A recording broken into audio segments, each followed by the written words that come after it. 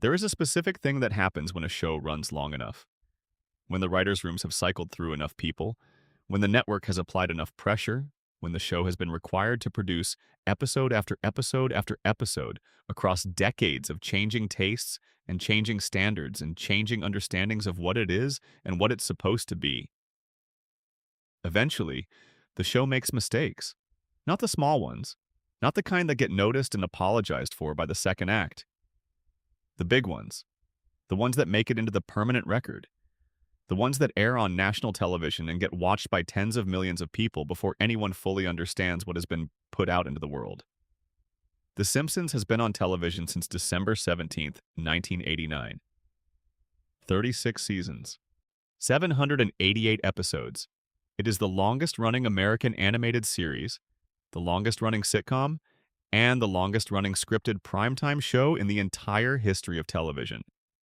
And in that time, across all those episodes and all those writers' rooms and all those seasons where the show was something extraordinary and the seasons where it was something else, some episodes got made that shouldn't have been made the way they were made. Some of them got made and the people who made them knew it immediately. Some of them got made and the realization came later, as the cultural conversation around the episode unfolded, and the specific failure became undeniable. Some of them got made and have never been fully acknowledged as mistakes by anyone officially. But the evidence of the regret is there in the record, in what the showrunners have said and haven't said, in what the writers have addressed and conspicuously avoided addressing, in the specific silences around specific episodes that say more than a direct statement would. Once you start pulling at the threads of this show, once you start looking at the exposed wiring behind 36 years of production decisions and network pressures and writers' room compromises, you don't find a perfect record. You find an enormous body of work that contains some of the greatest television ever made, and some things that the people responsible for it would prefer to pretend never happened. We're going to look at the things they'd prefer you forgot, not to tear the show down, not to reduce it to its failures. The Simpsons is extraordinary. At its best work is among the best work any comedy has ever produced. The episodes in this video exist alongside those achievements. They are part of the same record. The show that produced the greatest satire in American television history is also the show that produced the episodes we're going to examine tonight. And understanding what went wrong in those episodes and why, and what the people who made them have said about them since, is part of understanding the show completely. Think about what it means to watch a show for 36 years. Most of the people watching this right now have been watching The Simpsons for the majority of their lives. The show was there before they were old enough to understand it. It was there when they were old enough. It has been present across every major phase of their adult existence, at a constant in the way that almost nothing in contemporary culture is constant. You can describe virtually any year of the last 3 decades by referencing a Simpsons episode, because there was always a Simpsons episode. There was always a new one, and there was always the permanent archive of everything that had come before, available for revisiting, for comfort, for the specific quality of familiarity that makes a show feel like home. That constancy creates a specific kind of intimacy, an intimacy with the failures as much as with the successes. You cannot watch a show for 36 years and only absorb the episodes that worked.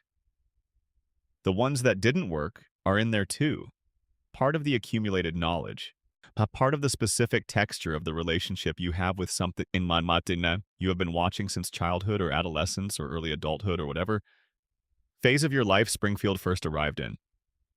The regrettable episodes are the ones that punctuate the intimacy, the ones that are slightly wrong in ways that are hard to articulate at first and then become undeniable. The ones that, when you revisit them, produce the specific quality of discomfort that comes from recognizing that something you love made a mistake, and that the mistake is documented, and that you cannot watch the show the same way for the rest of the episode knowing what you know about how it ends. The Principal and the Pauper is that episode for a lot of viewers. Saddlesore Galactica is that episode for a different group. On Behind the Laughter is that episode for people who love the show, enough to feel the sting of its self-awareness without its full honesty. Every viewer has their own list of the moments when the show failed them specifically. The episodes in this video are drawn from a larger consensus about which failures are most significant, most documented, most honestly acknowledged by the people who made them. But the specific quality of these failures, what makes them worth examining rather than simply noting and moving past, is that they reveal something about the show that the successes cannot reveal alone. The successes show you what the show was capable of. The failures show you what it was willing to do when it fell short of what it was capable of.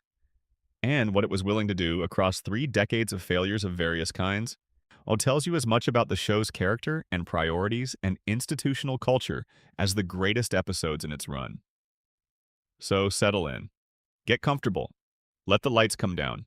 Let Springfield come to you in the way that Springfield comes to you when you're not fully awake and not fully asleep, in that specific state where familiar things take on a slightly different quality. Because some of the things the show has produced are most clearly visible in that state. When the comedy framing is doing less of its protective work and the actual substance of what was made is more visible than it usually is. This is going to take a while. There's a lot to get through. Let's start. Episode 1. The Principal and the Pauper. The episode that broke the show's contract with its audience.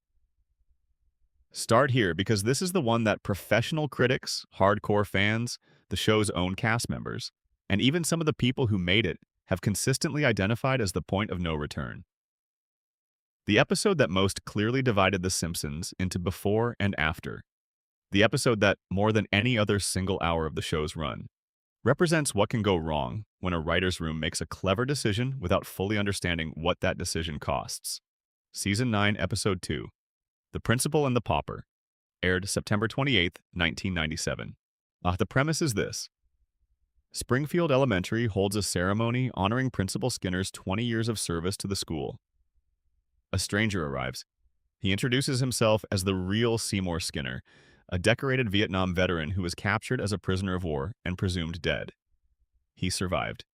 He came home. And the man who has been running Springfield Elementary for the past 2 decades is not Seymour Skinner at all. He is Armin Tamzarian, a former street criminal who assumed the real Skinner's identity after returning to Springfield to deliver news of his death and finding that Skinner's mother, Agnes, had mistaken him for her son. Tamzarian didn't correct the mistake. He stepped into the life that wasn't his, became Principal Skinner, raised someone else's identity, and lived inside it for 20 years. So far, this is the kind of premise The Simpsons could handle. The show had always been willing to complicate its characters, to introduce backstory that recontextualized what the audience thought it understood about Springfield and the people in it. The premise is strange and it's a little dark, but it's workable. Before we get to what the episode does with the premise, it's worth sitting for a moment with what the audience had invested in the character of Seymour Skinner across the 8 seasons before this episode aired. Because the specific damage the episode did is proportional to the specific depth of that investment. And the depth of that investment is something the episode's defenders have consistently underestimated. By the time The Principal and the Pauper aired, Seymour Skinner had been a recurring character in the show's permanent cast for 8 full seasons. He had a complete and internally consistent psychology. He was a Vietnam veteran whose service had left specific marks on him, visible in the way he snapped into military posture under stress, in the specific language he used when authority was challenged, in the relationship he had with Agnes that only made sense in the context of a son who had survived something she hadn't been there for.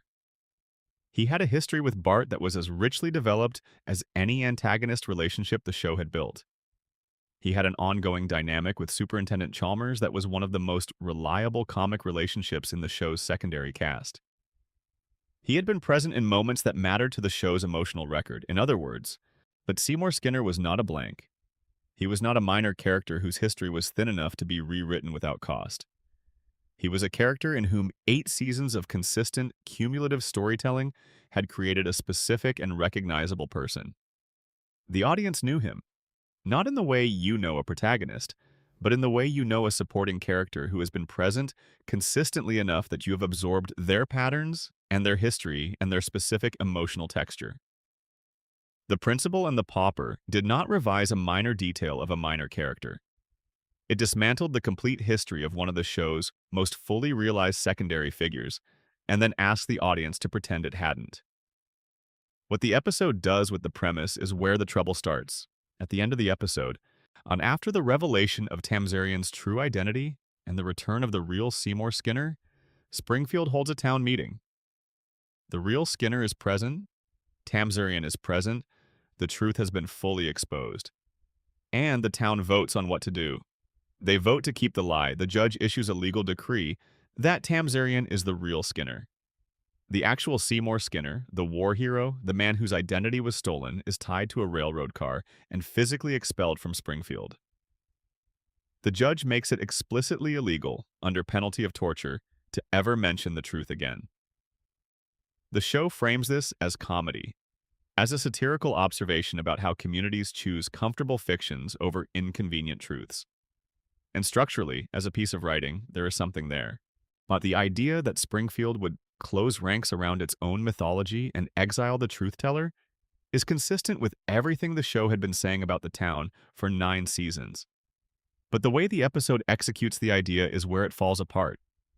Because what the episode requires is for the audience to accept that everything they knew about Seymour Skinner, 8 seasons of character development, backstory, relationships, emotional history, was a lie. Not a revelation that enriched the character in the way that good plot twists do, but a retcon so complete that it essentially erased the character who had existed and replaced him with an imposter. Harry Shearer, the actor who voices Skinner, was publicly vocal about his displeasure. But he has stated in various interviews that he considered the episode a fundamental betrayal of the character and of the audience's investment in him. The character he had been voicing for 8 years was revealed to be a fiction built on a fiction. The backstory he had been animating, the specific relationship with Agnes, the specific history as a Vietnam veteran, the whole architecture of who Seymour Skinner was dismantled and handed to a stranger who had no narrative history with the audience at all. The show's response to Shearer's objection and to the widespread critical and fan backlash the episode generated was essentially to pretend the episode had not happened. Subsequent episodes treated Skinner as if the Tamzarian revelation had never occurred. The character continued as he always had. So the decree that made it illegal to mention the truth became a kind of meta-joke, a way of acknowledging that the show knew what it had done and was choosing to proceed as if it hadn't. That choice of writing an episode that fundamentally undermined one of the show's most important recurring characters and then continuing as though the episode hadn't aired is exactly the kind of thing that erodes audience trust over time. If the show can retcon 8 seasons of established character in a single episode and then wave it away, what else in the show's continuity is subject to the same treatment? If Seymour Skinner's entire history can be revealed as a lie and then restored to its original state by fiat, what weight does any of the show's character development actually carry? Now, The Principal and the Pauper is not a bad episode because the idea is bad. The idea, handled differently, could have been extraordinary. It's a bad episode because it made a reckless structural choice, paid a real cost in audience goodwill and character integrity, and then refused to stand behind the consequences of the choice it made. The show wanted the shock of the revelation without the weight of living with what the revelation meant. Springfield usually gets away with that. This was the episode where it didn't. Think about what the episode actually required the audience to accept. Not just that Skinner was a fraud.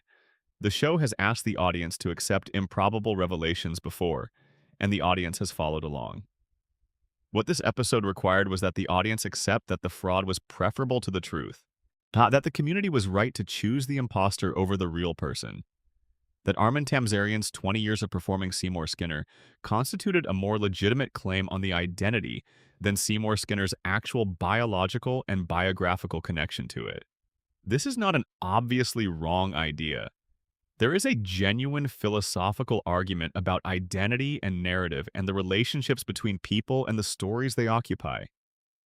If you have lived as a person for 20 years, if the community around you has formed relationships with you based on that person, if the institutions you have shaped have been shaped by the specific combination of qualities you brought to the role, is the person who is supposed to occupy that role but didn't better served by reclaiming it or by stepping aside? Now, the episode could have asked that question seriously. It could have examined the genuine philosophical complexity of what had happened to Tamzarian and to Skinner and to Springfield and arrived at a conclusion, however dark, that had earned its weight. Instead, it put the real Skinner on a train.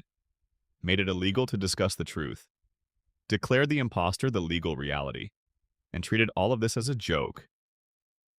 The joke is the problem, not because jokes are inappropriate, but because the joke required the audience to laugh at the dismissal of a question that the episode had itself established as genuinely important. You cannot raise a serious question about identity and community and truth, and then answer it with a torture threat and a departing train and expect the audience to feel resolved. What the audience felt was dismissed. If the episode raised the question, refused to answer it, and expelled the person whose existence made the question unavoidable. And then the decree made it illegal to bring it up again. That structure of raising something important and then legally prohibiting its discussion is either brilliant satire or breathtaking contempt. The fans who have argued about this episode for 27 years have not reached consensus on which it is. Al Jean, who has served as showrunner for the majority of the show's run, has addressed the episode directly in various interviews. He has acknowledged that it was a mistake, that it went too far, that the specific way the reset was handled at the end, the legal decree, the torture threat, the physical expulsion, was an attempt at humor that registered instead as contempt. Contempt for the character, a contempt for the audience's investment in him, contempt for the continuity it was dismantling. He's right. That's exactly what it registered as, and that registration is why the episode sits at the top of every list of The Simpsons' worst mistakes, nearly 30 years after it aired, with no sign of being dislodged from that position. The real Seymour Skinner is somewhere out there, tied to a railroad car, expelled from a community that had no use for the truth he represented. The show sent him away. It never apologized to him. It just pretended he had never existed.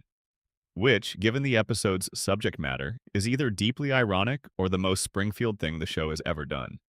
See Tia break. Before we go any further, drop a comment right now. Tell me what time it is where you are and what country you're falling asleep in tonight. This channel gets people from places I would never expect dropping comments. At hours that make no sense in any time zone I understand, and I want to know where this one is reaching. Your time, your location. Drop it below, and if you're new here, subscribe. This is what we do. We go slow, we go deep. We stay in Springfield until we've understood what Springfield is actually telling us, even when what it's telling us is about its own failures. There's a lot more to get through.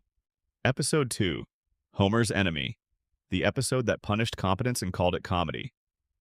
Season 8, Episode 23, Homer's Enemy, aired May 4th, 1997. On paper, this is the premise. A man named Frank Grimes joins the Springfield nuclear power plant as a new employee. Frank Grimes is competent, educated, hardworking. He has earned everything he has through genuine effort, overcoming a difficult life through sustained personal discipline and professional excellence. He is exactly the kind of employee a nuclear facility should want. He is, by every functional measure, the opposite of Homer Simpson. And the episode kills him.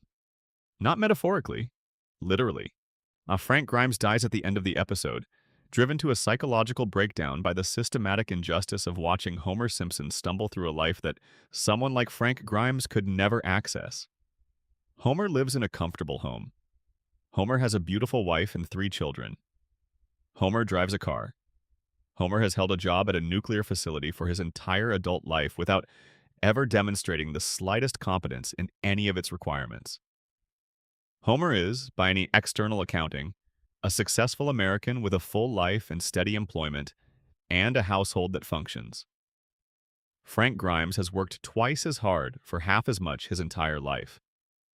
He has the credentials, he has the skills. He has done everything the American meritocracy told him would produce the outcomes Homer has stumbled into. And he has nothing.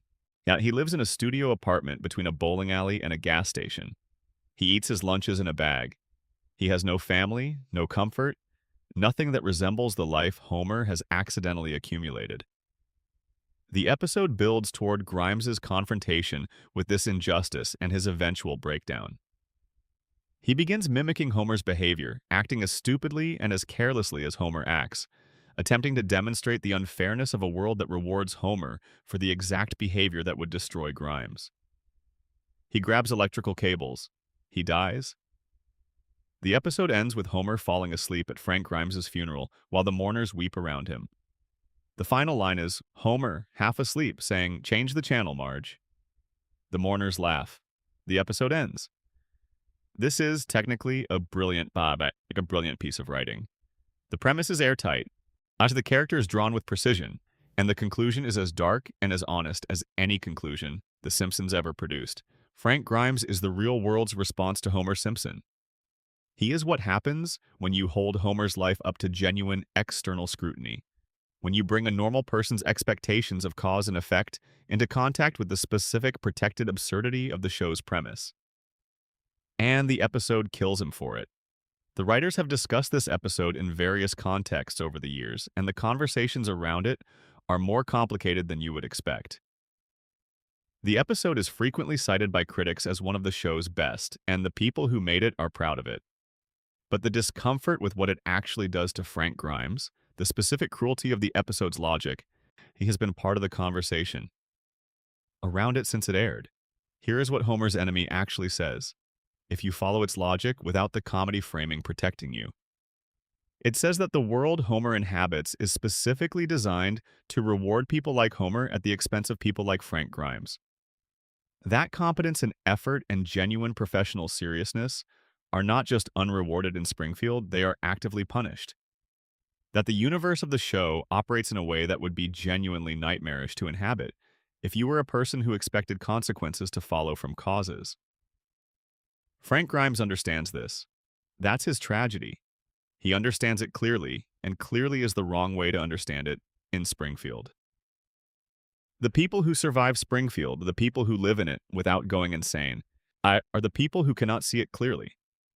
Homer can't see it clearly because the crayon and the radiation and the decades of institutional damage have compromised his ability to see anything clearly. Grimes can see clearly, and what he sees drives him to his death. The writers knew this was dark. They made the episode anyway. And the question that has followed the episode since it aired is the one that the show cannot answer without undermining either its comedy or its premise. Is the world that killed Frank Grimes a world the show endorses? The comedy framing says no, obviously not. It's satire, it's absurd. It's not meant to be taken as a straightforward argument about the American economic system. But the episode is constructed so precisely, the grievance Frank Grimes carries is so clearly legitimate, and the consequences are so unambiguous that the satire slides into something harder to dismiss. Homer falls asleep at the man's funeral. The mourners laugh. The show laughs with them. Here is the specific moment that the episode cannot escape. Homer's line at the funeral. "Change the channel, Marge." He is asleep. He is dreaming, presumably, about being somewhere else, doing something else, living the comfortable, accidental life that destroyed Frank Grimes simply by existing in proximity to him. And the mourners laugh. The audience laughs. The episode ends on that laugh. What is the audience laughing at? This is the question that has been present in discussions of the episode since it first aired, and it is a question the show generates without wanting to answer. Are they laughing at Homer's obliviousness? At the absurdity of the situation? At the specific quality of comedy that comes from incongruity? From a man sleeping at a funeral he is responsible for? Or are they laughing because Frank Grimes was, on some level, insufferable? Because his constant moral clarity about Homer's undeserved success made him the kind of righteous presence that comedies punish? Because the show had spent 23 minutes making Grimes right about everything and then killed him. And there is something in the structure of that sequence that produces a response that is not quite sympathy and not quite relief, but something in between. That third reading is the most uncomfortable one, and the writers who have discussed the episode know it is present. David Silverman, who directed the episode, has spoken about the discomfort with how the audience's sympathies shifted across the episode's runtime. The episode was not designed to make the audience ambivalent about Frank Grimes' fate, but the construction of the comedy, the accumulated frustration of watching Grimes unable to make his legitimate grievance land, produced an ambivalence that the ending exploited. Homer falls asleep at the funeral. The mourners laugh. The episode ends. That ending is brilliant, and it is cruel, and the cruelty is inseparable from the brilliance. The people who made it know this. The discomfort they carry about it is the honest response to what they made. There is one more thing worth saying about Homer's enemy before we move on. The episode is sometimes cited as the moment when the show's golden age began to turn. And season 8 is widely considered the last golden age season, and Homer's enemy aired at the very end of that season, in the 23rd of 25 episodes. It is the penultimate episode of the show's most celebrated era, and what it did, in that position, was take the show's central premise apart. It invited a character who did not belong to the show's protected universe, who was not given the specific immunity from consequence that Springfield's residents possess, and it used that character to expose the absurdity at the heart of everything the show had built. Frank Grimes could not survive in Springfield because Springfield was not built to sustain people who saw it clearly.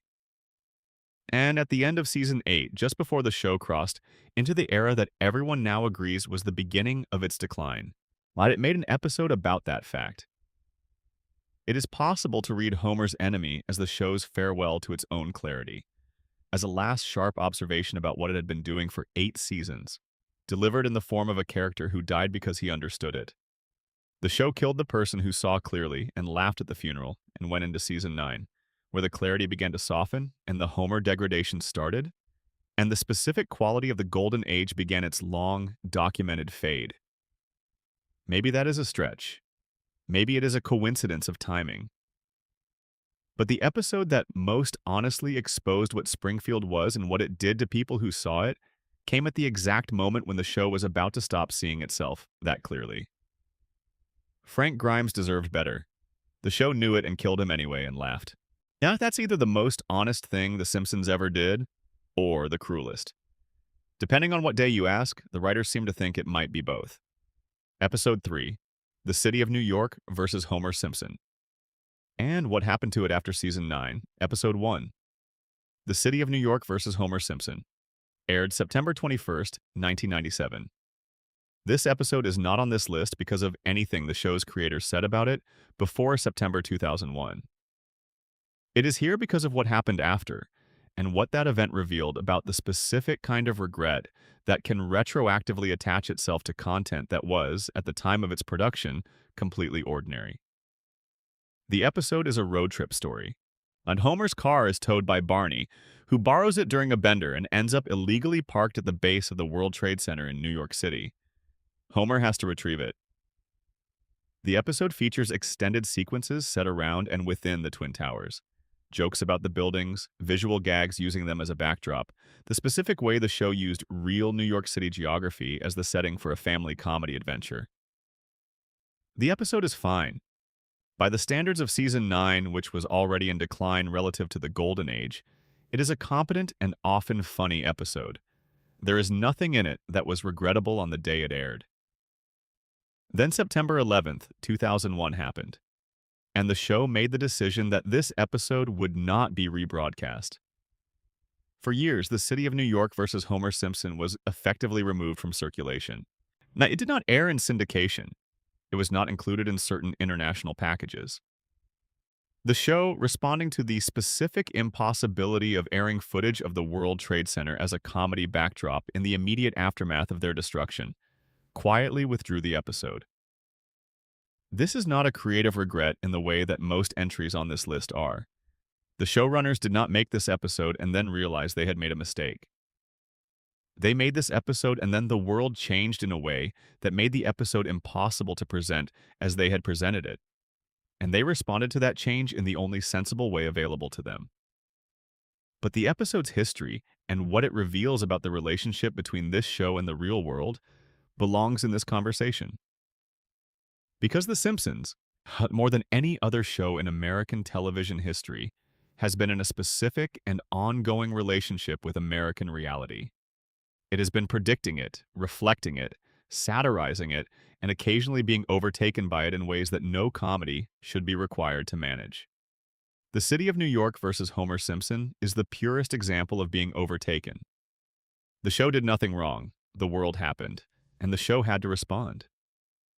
For years, the response was withdrawal. The episode stayed out of circulation while the wound was raw. Eventually, it came back because 30 years of television does not stay withdrawn indefinitely, and the passage of time allows content to be recontextualized, even when the events that made the recontextualization necessary remain permanent. But when it came back, now it came back as something different from what it was. It came back carrying its history with it, the withdrawal, the years of absence, the specific weight bite of being an episode that the world made temporarily unwatchable. It came back as evidence of something the show has always had to navigate, but usually navigates in smaller ways. The fact that Springfield is not sealed off from the real world. That events out there in the world the show is commenting on can reach back in and touch the show in ways that the writers have no control over. The creators have spoken about this episode primarily in the language of necessity. They pulled it because they had to. They returned it when returning it was appropriate.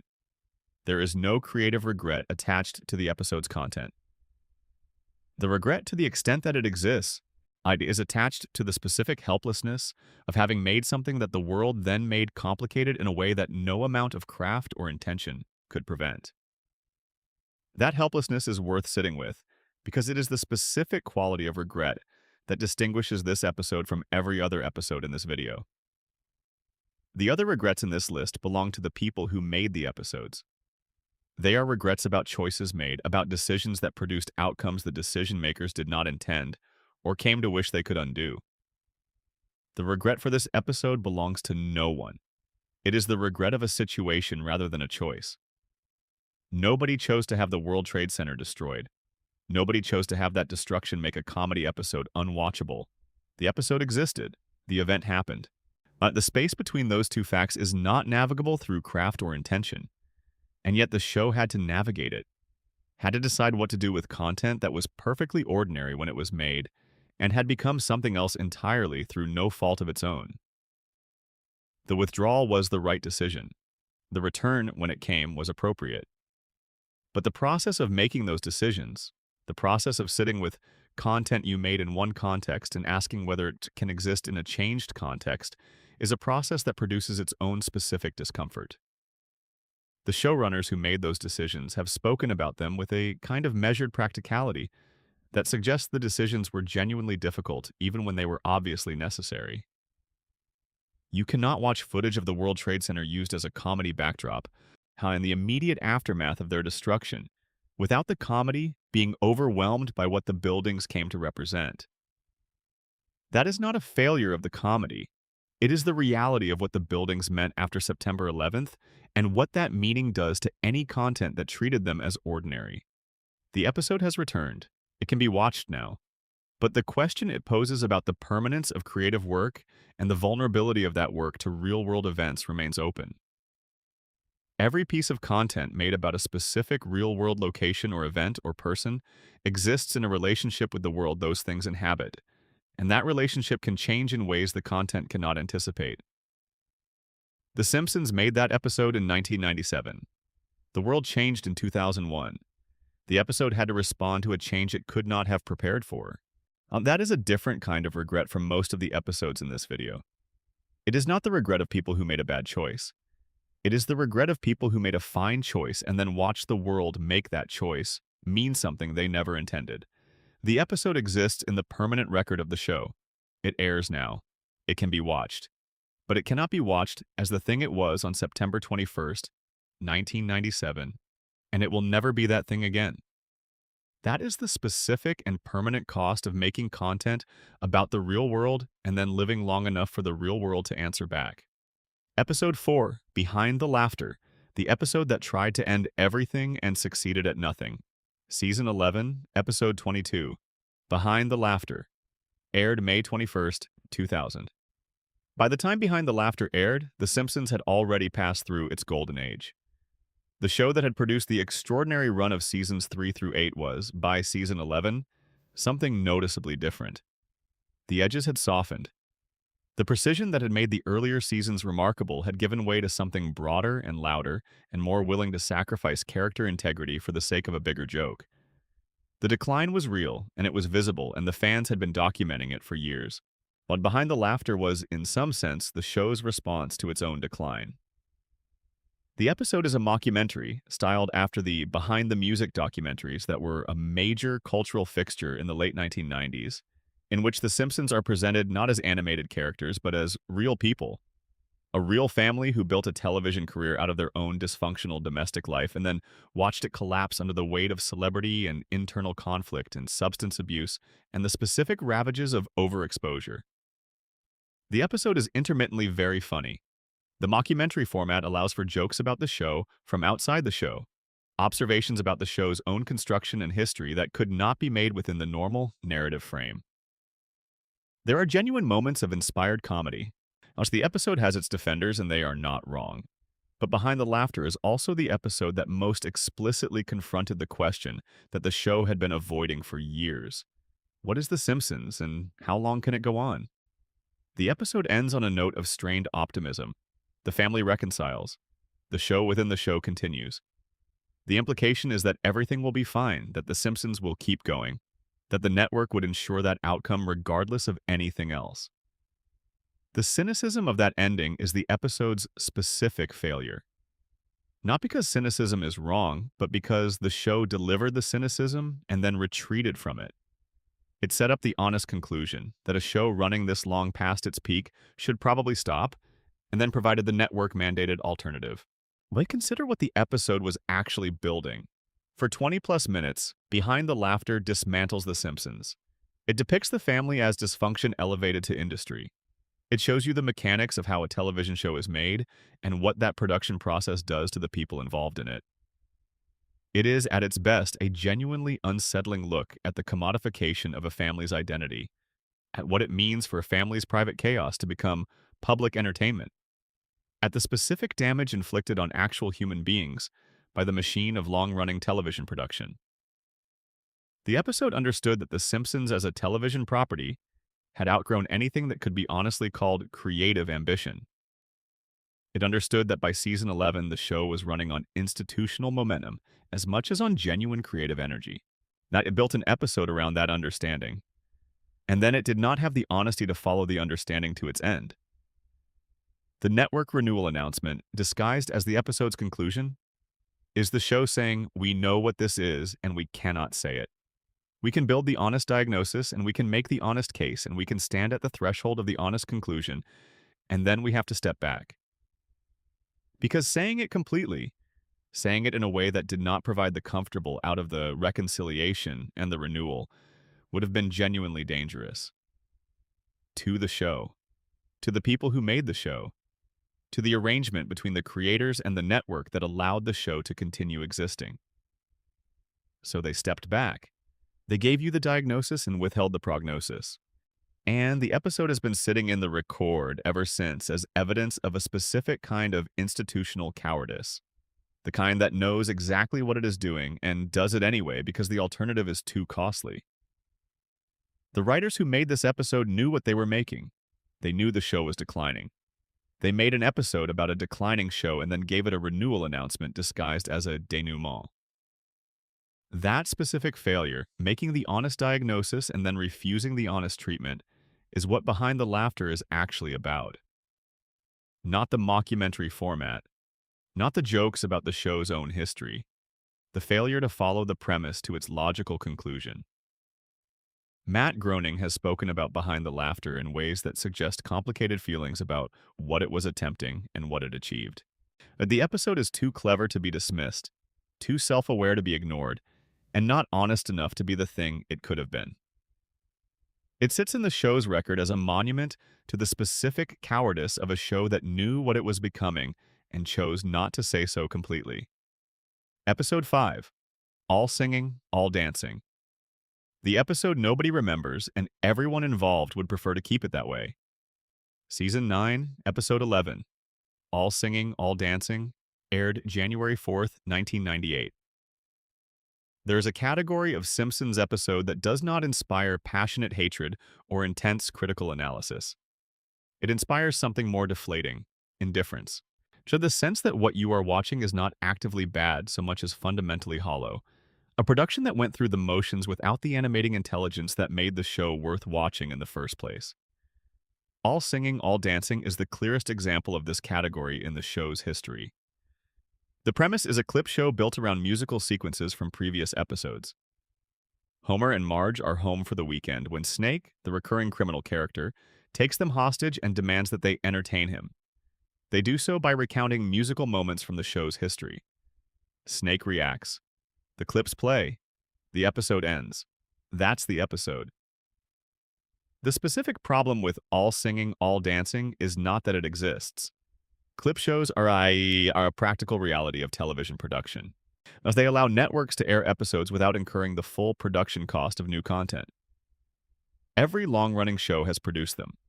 The Simpsons had produced them before and would produce them again.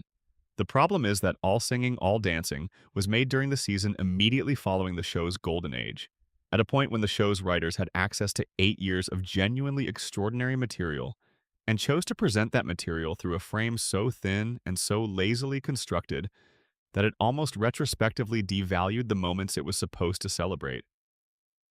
The hostage premise is not developed.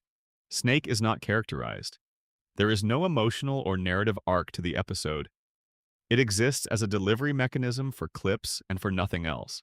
And it does not have the self-awareness to acknowledge that it exists as a delivery mechanism for clips. The clips are not selected with any particular theme in mind. They are assembled with what appears to be minimal editorial consideration into a sequence that has no coherence beyond the fact that all the selected moments involve singing. Mike Scully, who was serving as showrunner during Season 9, has acknowledged in various interviews that the era he oversaw was not the show's finest period. The showrunner transition from Bill Oakley and Josh Weinstein's Season 8 to Scully's Season 9 coincided with a shift in the show's approach that many fans and critics have identified as the beginning of the decline. Scully's era produced some genuinely memorable episodes, but also the specific kind of content that All Singing and All Dancing represents, content that was made because it needed to be made, on a schedule that required a certain number of episodes per season, without the creative investment that the show's earlier years had managed to sustain. The episode is not discussed, it is not defended, it is not fondly remembered. It is not cited in any context as an example of what the show could do.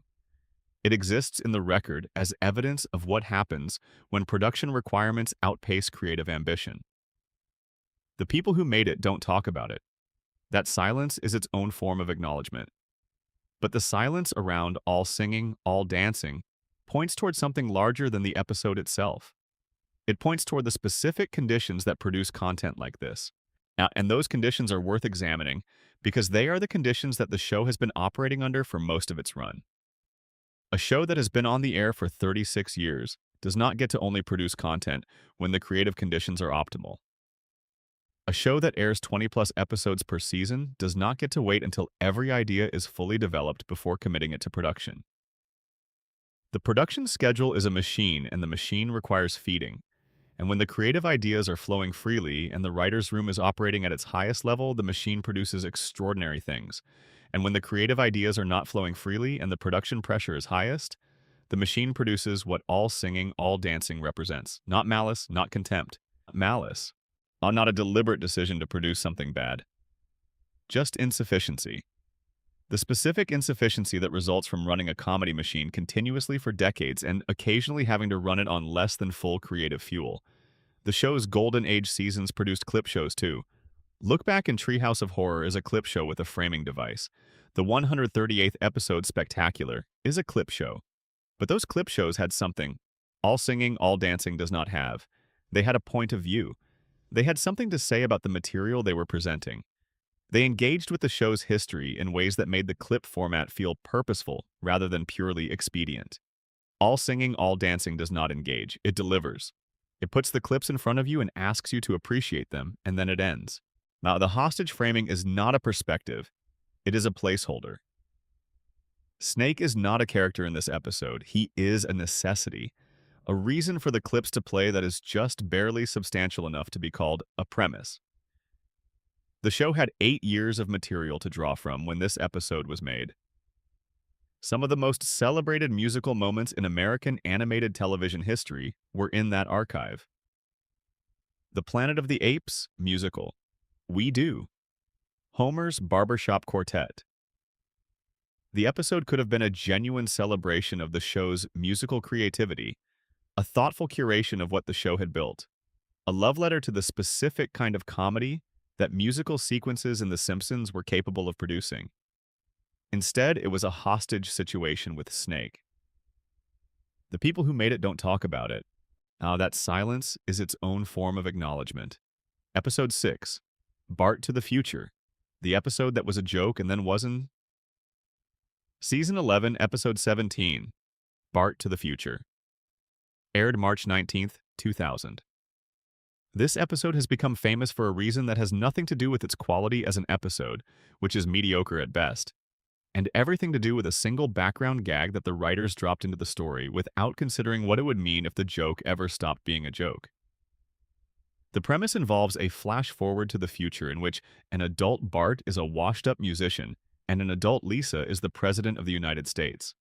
Lisa's presidency is the context in which one specific line is delivered.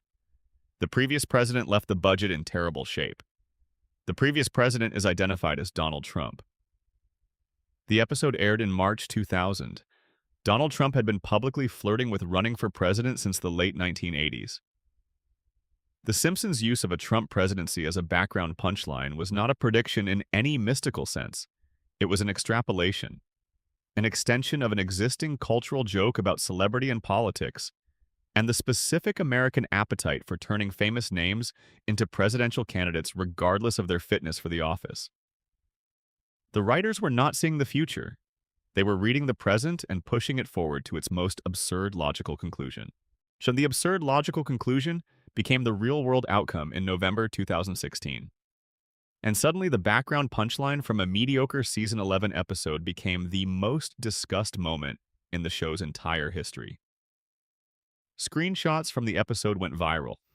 The Simpsons predicted Trump became a meme that transcended the show's fan base and entered mainstream cultural consciousness.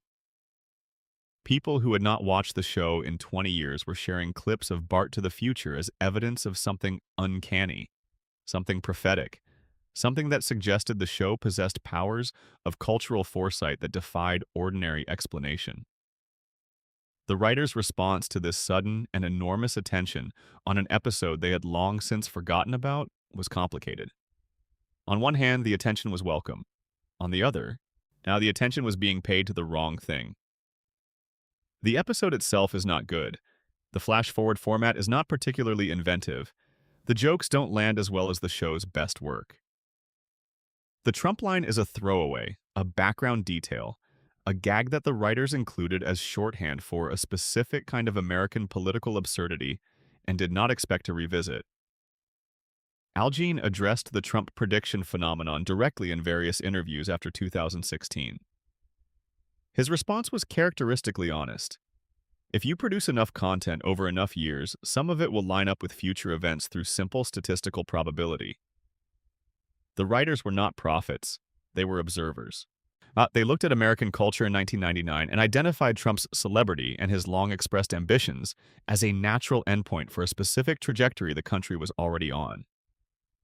What Jean did not address was the specific quality of the episode that contained the prediction. Because Bart to the Future, stripped of its accidental cultural significance, is not an episode anyone would cite as representative of what the show could do. The adult Bart character is not compelling. The future Springfield is drawn without the specificity that makes the show's better flash-forward episodes, like Lisa's wedding from Season 6, genuinely affecting. The emotional stakes are low. The comedy lands rarely. The episode became famous for the wrong reason. The right reason to discuss it is as an example of what the show was producing in Season 11. Content that was competent enough to air, but did not have the ambition or the precision that had defined the show's peak years. The Trump prediction made the episode immortal. The episode's actual quality made it representative of a specific phase of the show's decline. Those two facts about the same episode exist simultaneously in the record. The show's accidental prophecy was delivered through one of its more forgettable episodes, and no amount of cultural attention has changed what the episode actually is. There is one more dimension to this episode worth sitting with. The fact that the Trump prediction became the show's most famous single moment is itself a statement about the show's cultural position in 2016 and after. The Simpsons had been declining creatively for 15 years by the time the Trump prediction became a global meme. The shows that were producing the most exciting and most discussed television in 2016 were not The Simpsons. The cultural conversation had moved on to other things, to other shows, to other styles of comedy, and other ways of engaging with American absurdity. And then Bart to the Future happened. And suddenly everyone was talking about The Simpsons again. Not about anything the show had recently produced. About something it had dropped into a mediocre episode 16 years earlier and forgotten. The writers have talked about the strangeness of this, about being celebrated for an accidental throwaway prediction rather than for the actual creative work they were doing in 2016. About the irony of the show's biggest cultural moment in years being attached to one of its lesser episodes from over a decade before. That irony is not lost on them. The show that was being praised for its prophetic genius was not the show of 2016. It was the show of 2000 working on less than full creative steam, dropping a joke that happened to line up with a future it was not specifically imagining. The praise was real. The reason for the praise was an accident. And the episode that received the praise was not the episode anyone involved with it would have chosen to represent the show's legacy. The Trump prediction made the episode immortal. The episode's actual quality made it representative of a specific phase of the show's decline. Those two facts will coexist in the record indefinitely. There is no resolving them. Episode 7. Homer versus Patty and Selma. And the broader problem of what the show did to Homer. This section is less about a single episode and more about a pattern that the show's own creators have discussed with increasing frankness over the years. The gradual degradation of Homer Simpson as a character, from the complicated, human, emotionally recognizable figure of the early seasons, to the cartoonish, consequence-free, increasingly one-dimensional comic instrument of the later ones. The show has a name for this. The fans have a name for it. Jerk-ass Homer. The version of Homer that began appearing with increasing frequency from around season 9 onward, in which Homer's selfishness was no longer the expression of a recognizable human flaw but a defining and terminal character trait, in which his cruelty toward Bart was no longer the clumsy expression of a man who loves his son, but doesn't know how to show it, and instead became simple meanness, in which his relationship with Marge was no longer a portrait of imperfect love sustained through genuine effort, and became instead a running gag about a man who didn't deserve his wife and knew it and did nothing about it. The transformation was gradual, and the show's creators have acknowledged it. Al Jean has spoken about the Homer problem in several interviews. He has noted that the show, in trying to push comedy further and generate bigger laughs, made Homer more and more extreme, and in doing so, lost the specific quality that had made the character compelling in the first place. Early Homer is not a good man. The show has never pretended he is. He is selfish, lazy, impulsive, prone to anger, and frequently oblivious to the consequences of his behavior. But early Homer is also a man who is recognizably trying. He tries to be a good husband and mostly fails, but the trying is present and it is genuine. And it is the thing that makes you root for him even when he is doing something genuinely terrible. The love is real even when the behavior is not. Later, Homer has stopped trying. The later seasons produce Homer who does not notice when he has hurt someone, or who notices and does not care, or who inflicts cruelty on his family members with a casualness that the comedy framing asks you to laugh at, but that reads, when the framing is doing less of its work, as something harder to absorb. The writers who worked on the show across its various phases have been honest about this in retrospect. Mike Rice, who was part of the writing staff during the Golden Age, has said in various interviews that the Homer of the later seasons is a different character from the Homer he wrote. That the evolution of Homer into a more cartoonishly terrible person was a choice made by specific people at specific times for specific creative reasons. And that those reasons, however understandable within the pressures of long-running television production, produced something that was worse than what had come before. The specific episodes that most clearly illustrate the jerk-ass Homer problem are scattered across seasons 9 through the present, too numerous to examine individually, but the pattern they form is visible in the aggregate. Episode after episode in which Homer does something cruel or reckless or oblivious, the family is hurt, And then by the episode's end, the consequences are wiped clean and Homer has not changed and will not change, and the show has no interest in asking whether he should. This is not the specific failure of any one episode. It is the accumulated failure of a show that decided, at some point in its history, that Homer's fundamental nature was more valuable as a comedy engine than as a portrait of a human being. And that decision, repeated across hundreds of episodes, produced the version of Homer that the show has been living with for roughly 20 years. Technically the same character. Same, and carrying the same name and the same voice and the same family, but missing something that the early seasons had and the later seasons quietly discarded. The show's creators know this. They have said it. The regret is in the record. The version of Homer that replaced the original is also in the record in hundreds of episodes, waiting for anyone who wants to examine the distance between the two. The most useful way to understand what was lost is to look at a specific early episode and a specific later one side by side. Take Homer's barbershop quartet from season 5. Homer is selfish in that episode. He is oblivious to the feelings of the people around him. He makes choices that hurt Marge and then has to reckon with having hurt her. But the episode holds him accountable. The consequences land. The emotional reckoning is genuine. And at the end, there is the specific quality of Homer recognizing that he did something wrong. Not perfectly, not in a way that suggests he has permanently changed, but in a way that registers as real, as human, as the imperfect moral awareness of a man who loves his family and frequently fails them. Compare that to any episode from season 12 onward in which Homer is at his most jerk-ass. The selfishness is the same. The obliviousness is the same. But the reckoning is different or absent or reduced to a perfunctory acknowledgement that is dissolved by the next episode's reset. The difference is not in the behavior. It is in the weight of the behavior, and whether the show is asking you to see Homer's flaw as a flaw or to experience it as the premise. Early Homer's selfishness is a flaw. Late Homer's selfishness is a feature. And features do not need to be reckoned with. They just need to produce comedy. The transition from one to the other is the single most consequential creative change the show made across its history. More consequential than any single episode. More consequential than any change in showrunner. More consequential than any shift in format or style. The decision to stop holding Homer accountable was the decision that changed what the show was. And the show's creators know it. They have said it in various forms across various interviews. The regret for what Homer became is in the record, acknowledged, named, sitting alongside the evidence of what he actually became in hundreds of episodes. That combination of knowing what went wrong and having produced the thing that went wrong anyway, and is the specific quality of creative regret that the show has never fully resolved.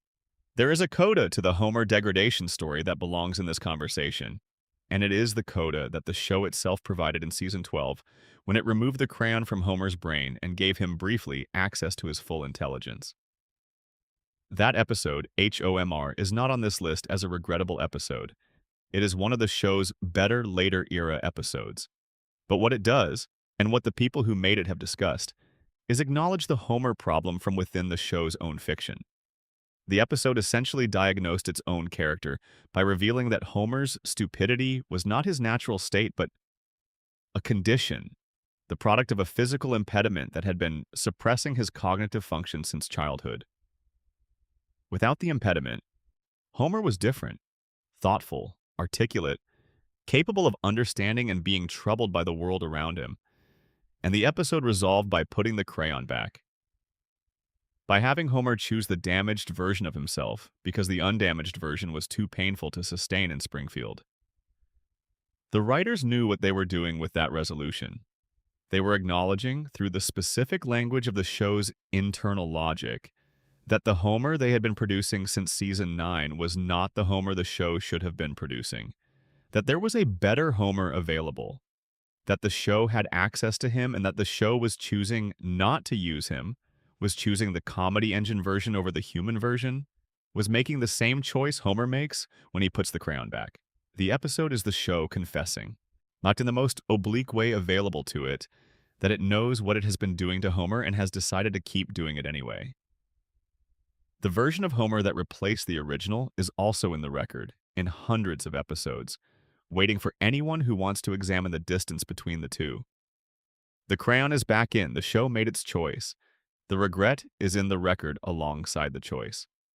And the show keeps going, one episode at a time, with the character it chose instead of the character it knew.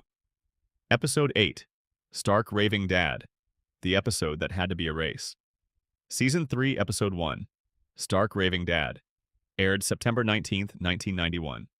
This entry is different from every other entry in this video, and the difference matters enough that it needs to be addressed directly before the episode itself is discussed. Stark Raving Dad is not on this list because it is a bad episode. It is not a bad episode. By the standards of Season 3, it is a good episode, an early Golden Age Simpsons episode that handles its central premise, Homer being committed to a mental institution and meeting a large white man who claims to be Michael Jackson, with the specific warmth and humor that the show was producing at its best during that period. It is on this list because in 2019, Matt Groening and James L. Brooks made the decision to pull the episode from circulation entirely. Not to remove it from current broadcasts while it aired in syndication, not to give it a content warning, not to actively remove it from Disney+, from all future broadcasts, from all streaming platforms they had control over. The reason is documented and public. The documentary Leaving Neverland, released in 2019, presented detailed allegations of sexual abuse by Michael Jackson against minors. The man credited as Leon Kompowski in the Stark Raving Dad episode, the man whose voice is heard as the character who claims to be Michael Jackson, is Michael Jackson himself, credited under the pseudonym John J. Smith. Jackson voiced the character. The performance was central to the episode. The connection between the episode and the man was not incidental. After Leaving Neverland aired, Groening and Brooks reviewed the situation and concluded that the episode could not continue to circulate as if nothing had changed. In a statement, that they said that Michael Jackson was a brilliant performer, but that in light of the allegations, they could not in good conscience keep the episode in rotation. The episode was pulled. This is not, strictly speaking, a creative regret. The episode was not a mistake in its production. It was not regretted at the time. It was, by any measure available in 1991, a successful episode that the creators were proud of. The regret is retroactive, and it is not about the episode's artistic quality, but about its real-world context and what that context became. But the episode's removal raises questions that the show has not fully addressed. Questions about the permanence of the television record, about what it means for a piece of culture to be withdrawn from circulation after decades in which it was part of a shared cultural vocabulary, about who makes those decisions and what criteria they use and whether withdrawal is the right response, or whether some form of contextual presentation would serve the audience and the historical record better. The show is 36 years old. It has been watched by hundreds of millions of people. The specific episode we are discussing was part of that record for 28 years before it was removed. People who watched it during those 28 years have memories of it. Its existence as a piece of television history is not undone by its removal from platforms. What the removal represents is the show making an editorial judgment about the relationship between a piece of content and the real-world context that content now exists inside. That is a legitimate judgment to make. It is also a judgment that raises questions that do not have simple answers. The episode is not available to most viewers now. The reasons for that are real and documented. The questions it raises about the intersection of art, commerce, reputation, and accountability remain open. That openness is why it belongs in this conversation. The specific question the Stark Raving Dad situation raises about the show is one that no simple answer resolves. The withdrawal was the right decision, but the withdrawal also established a precedent that the show had not previously established. That content could be removed from the permanent record based on the real-world behavior of people who contributed to it. Not based on the content's own quality or appropriateness, based on what the person who contributed to it later turned out to have done. This is a meaningful precedent. It means that the show's record is not fully stable, that contributions made in good faith by people whose subsequent behavior made those contributions problematic can be excised from the record when the behavior becomes undeniable, that the permanent record is not, in practice, fully permanent. The questions this raises are genuinely difficult. What else in the show's history involves contributions from people whose subsequent behavior might, by the same standard, warrant reassessment? The show has had hundreds of guest contributors across 36 years. Some of those contributors have later had their reputations complicated by revelations of behavior that was not known or not publicly acknowledged at the time of their contribution. Where does the standard established by the stark raving dad withdrawal apply? Where does it not? The show has not addressed these questions comprehensively. The withdrawal was made on the specific case of Michael Jackson, whose presence in the episode was central rather than peripheral, and whose behavior was the subject of a specific documentary that presented detailed allegations. The circumstances were unusual enough that the decision was specific rather than general, and the show has not extended it into a policy that would require systematic review of its archive. But the precedent exists. The question it raises about the relationship between creative work and the people who made it exists in the record alongside the episode's absence. Groening and Brooks made the right call. The honesty of their public statement about it, and the acknowledgement that Jackson was brilliant and that the decision was nonetheless necessary, is the appropriate kind of honesty for a situation that had no clean options. They chose the least bad option, and they explained why. The episode is gone from most platforms. The questions it raises are not. That openness is why it belongs in this conversation. Episode 9, The Simpsons spin-off showcase, the episode that mocked the show's own commodification and was right. Season 8, Episode 24, The Simpsons spin-off showcase. Aired May 11th, 1997. This one is complicated because the episode is actually quite good. And the regret attached to it is not the regret of people who made something they are ashamed of, but the regret of people who made something that was more prophetic about the show's future than they intended it to be. The Simpsons spin-off showcase is exactly what it sounds like, a parody of the television network practice of creating spin-off shows from successful properties, presented as 3 fake pilots for potential Simpsons universe spin-offs. Chief Wiggum, P.I., The Love-Matic Grandpa, The Simpson Family Smile Time Variety Hour. Each fake pilot is a pointed satire of a specific kind of television content. The low-budget action spin-off, the family sitcom with a supernatural element. The Variety Hour that's really just a vehicle for the main cast to dance around and collect a paycheck. While the episode is smart, and it is funny, and it is a genuinely effective piece of television comedy. The targets are real, and the aims are accurate, and the whole thing has the specific precision that Season 8, the last season of the genuine golden age, was still capable of producing. But here's what the episode is actually saying underneath the parody. It is saying that Fox would, if given the opportunity, reduce the Simpsons universe to exactly the kind of derivative, low-ambition, commerce-driven content that the fake pilots represent.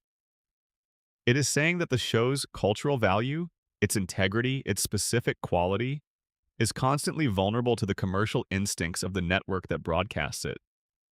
It is saying, through the language of parody, that the thing the show is mocking is also the thing the show is fighting against. The writers who made this episode in 1997 were warning themselves. They were making a joke about a future they could see coming. They were putting on screen the specific nightmare of what the show could become if the wrong choices were made at the wrong moments.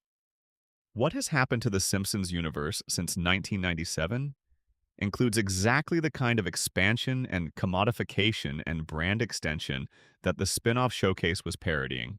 The Simpsons theme parks, the Simpsons merchandise empire, the crossovers and the celebrity appearances and the seasonal specials, and the streaming platform integration and all the other mechanisms by which a successful cultural property gets metabolized into content and revenue and brand identity. The show is not quite the Chief Wiggum spin-off, but it is closer to the world the spin-off showcase was parodying than the writers who made that episode in 1997 would have wanted it to be. The regret attached to this episode is not that it exists. It is that it was right, that the satirical target it identified in 1997 turned out to be the future the show was heading toward, and the episode's existence as a smart piece of comedy did not prevent the future it was warning about from arriving.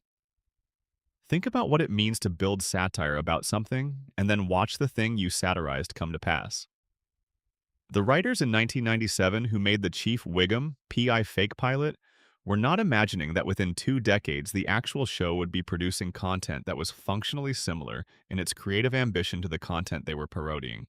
They were making a joke about a recognizable tendency in the television industry, using the language of exaggeration to point at something that was a real risk, but that, in 1997, still felt like something they were safely mocking from a distance. The distance closed. The thing they were mocking became, in some measure, the thing they were doing. Not perfectly. Not completely. The Simpsons has never become as cynically produced as the fake spin-off showcase pilots suggested it could become. But the direction of travel, from the creative ambition of the golden age toward the commerce-driven content of the franchise era, is the direction the episode identified and warned about. And the episode existed. The warning was made. The people who made the warning were the people who navigated the direction of travel anyway. That specific combination of having been right in your warning and having failed to prevent what you warned about is the most complicated form of creative regret the show has produced. The episode is good. The thing it warned about happened. You can watch the warning and then look at the show's subsequent history and watch them together and understand both simultaneously. That understanding is genuinely uncomfortable. Prophetic satire is the most melancholy kind. You get to be right and it doesn't help. Episode 10, The Boy Who Knew Too Much, and the broader failure of flashback episodes. There is a specific device The Simpsons has deployed across its history with varying degrees of success. The flashback episode. The episode that recontextualizes the character's past, that adds backstory, that shows you where they came from, and how they got to be the people the show has been presenting them as for however many seasons have come before. Done well, these episodes are among the most powerful things the show can produce. Done poorly, they are among the most damaging because a bad flashback does not just fail to add to the audience's understanding of the characters. It actively contradicts the understanding they already had. It retcons the established continuity in ways that cannot be unretconned, that live in the record alongside the original version of events and create the specific dissonance of a history that now has two incompatible versions simultaneously. The show's Golden Age flashback episodes are extraordinary. The Christmas episode that revisits the Simpsons' financial crisis and the decision to adopt Santa's little helper. The episode that shows you Homer and Marge's courtship. The prom, the discovery of the pregnancy, the specific gravity of the choices that produce the family the show has been following. These episodes add to the characters without subtracting from them. They give you more of what you already cared about. The later flashback episodes do something different. They revise, they update, they adjust the timeline forward to accommodate the floating present of the show's current setting, which requires the character's past to shift in ways that undermine the specific emotional grounding of the original versions. Homer and Marge met in high school. In the original telling, this high school was firmly rooted in the 1970s. The music was right. The fashion was right. The cultural context was right. It produced a specific portrait of two young people navigating a specific American moment and falling into a specific kind of love. But as the show's present drifted forward through the 1990s and 2000s and 2010s, and as the characters remained the age they were, the timeline had to update. Homer and Marge's high school courtship moved from the 70s to the 80s to the 90s. The specific period detail that had grounded the original version was replaced, episode by revised episode, with period detail from newer decades. The emotional architecture remained recognizable. The emotional grounding that came from the specific historical moment did not survive the revision. The writers who have worked on these revision episodes have spoken about the tension in doing them. You cannot avoid revising the timeline if the show is going to maintain the fiction of a permanent present. But every revision costs something. Every update of the character's backstory makes the earlier version slightly less true, slightly less authoritative, slightly less the definitive account. The show has been revising Homer and Marge's love story for 36 years, and the love story has survived the revision. But it has also become something different from what it was in the first versions. Something slightly less anchored. Something that the audience can no longer experience as definitively established history, but must instead receive as the current version, subject to future revision, provisional in the way that all provisional histories are provisional. The people who made these revision episodes were responding to a structural requirement of the show's format. The regret, where it exists, is not about individual choices, but about the accumulated cost of a format decision made decades ago. The floating timeline is what it is. The revision episodes are its necessary consequence. But the cost is real. And the best flashback episodes in the show's early seasons, the ones that the later revision episodes have been overwriting, are still in the record. You can watch them and watch what was lost and understand both things simultaneously. That understanding is one of the more melancholy things the show offers its most attentive viewers. There is one more dimension to the flashback problem that the show has not fully addressed, and that the people working on it have not been able to solve. It is not just that the timeline revisions undermine specific episodes. It is that they undermine the audience's sense that the characters have a stable, real past at all. Part of what makes fictional characters feel genuinely alive, as opposed to just technically present and functional, is the sense that they come from somewhere. That the person you are watching in the current episode has a history that led to this moment. That the specific combination of experiences that produced who they are is real within the world the show created, fixed, and certain in the way that the past is fixed and certain in actual human life. The Simpsons' Golden Age flashback episodes gave the characters that sense of real origin. The Christmas episode, the courtship episode, the episode about Homer and Marge's early marriage, and the specific weight of the choices they made before the show began. These episodes gave the characters roots. They told you where the Simpsons came from. They made the family feel like people who had actually lived before the pilot episode. When the timeline revision started, those roots became provisional. The 1970s version of Homer and Marge's courtship, with its specific period detail and its specific emotional grounding, was not replaced by a 1990s version that was equally rich. The revision episodes are thinner than the originals. They cover the same narrative ground, but with less specificity, less period texture, less of the particular historical feeling that made the originals feel authentic. The characters now have pasts that have been revised multiple times. Their histories are the current version, which supersedes the previous version, which superseded the version before that. The roots are not roots anymore. They are the most recent draft. And the show cannot fix this.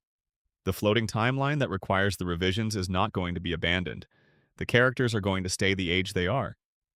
The revisions are going to keep happening. The best flashback episodes in the show's early seasons are still in the record. Yeah, you can watch them, and watch what was lost, and understand both things simultaneously. The episode that best illustrates what was lost is Season 2's The Way We Was, the first time the show went back to show Homer and Marge's high school courtship. What that episode does, and what no subsequent revision has fully replicated, is use the specific period detail of the 1970s as more than backdrop. The music, the clothes, the specific cultural texture of a particular American moment.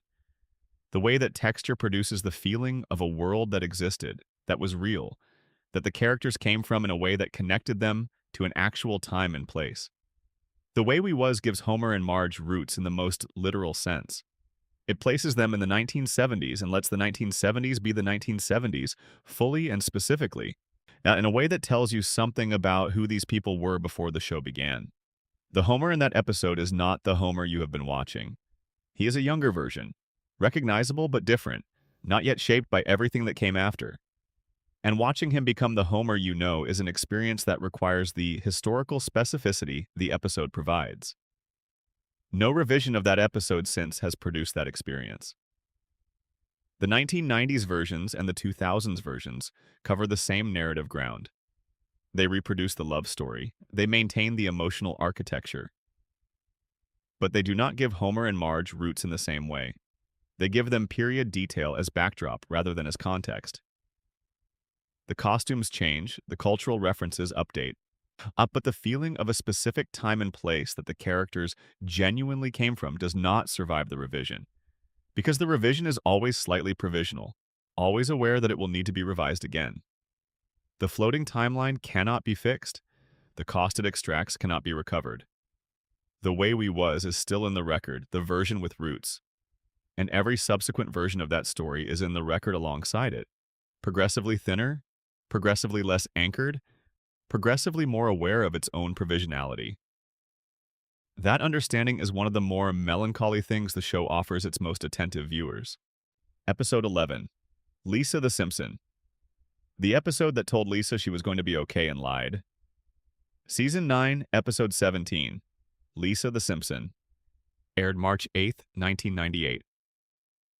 This episode is not widely cited as one of the show's worst.